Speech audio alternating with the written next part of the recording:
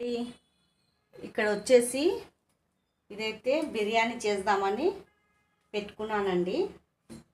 దీంట్లో మనం మామూలు రైస్ తోటైనా బిర్యానీ చేసుకోవచ్చు. భలే టేస్టీగా అవుతుంది.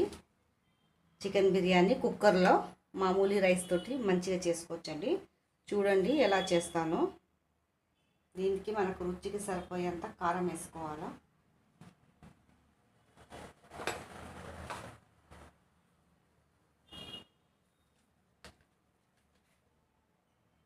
రుచికి సరిపోయేంత సాల్ట్ వేసుకోవాలండి.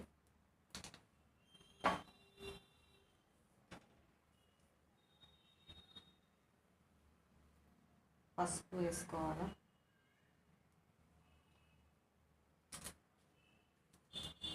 చికెన్ మసాలా వేసుకోవాలి.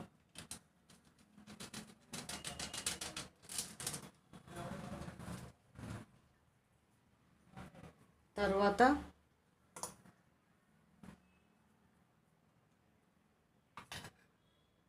ధనియాల పొడి వేసుకోవాలా. తర్వాత ఇది నూరు పెట్టుకున్న పట్టా లవంగ ఇలాచీలు కూడా వేసుకోవాలండి. తర్వాత కొత్తిమీర పుదీనా కూడా వేసుకోవాలా. ఇది బియ్యంతో చేస్తేనా పిల్లలు మంచిగా తింటారండి. పిల్లలకి చాలా ఇష్టంగా అయినా తింటాడు. వేడివేడిగా పెరిగేసుకోవాలండి.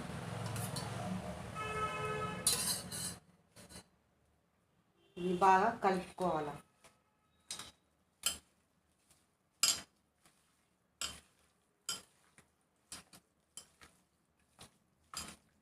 ఇట్లా కలిపి పెట్టుకోవాలండి.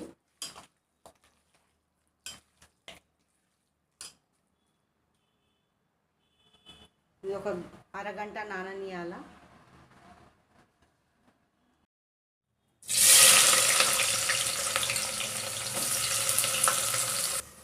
ఇది రెడ్గా ఫ్రై అయిపోయాక అల్లం పేస్ట్ వేసుకోవాలండి.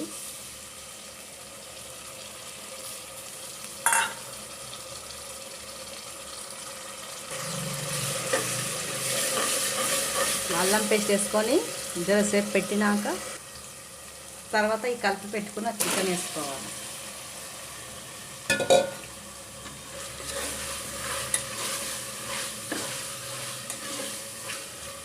ఇది కలిపి జరసేపు పెట్టాలండి మూత మూసి. ఈ చికెన్కి జరసేపు వేగనీయాల. ఉప్పు కారం అన్నీ పడుతుందండి. అప్పటికప్పుడు వేసేయొద్దు. బియ్యము మసాలా పట్టేటట్టు జరసేపు వేగాల. అప్పుడే టేస్టీగా ఉంటుంది. తర్వాత ఈ బియ్యం వేసుకోవాలి.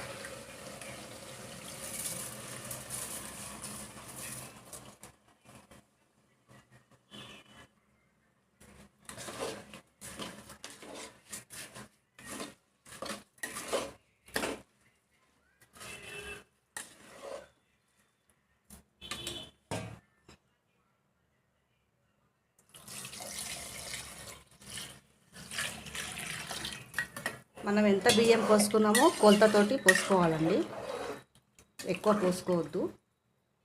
తర్వాత కుక్కర్ మూత పెట్టేయాలి.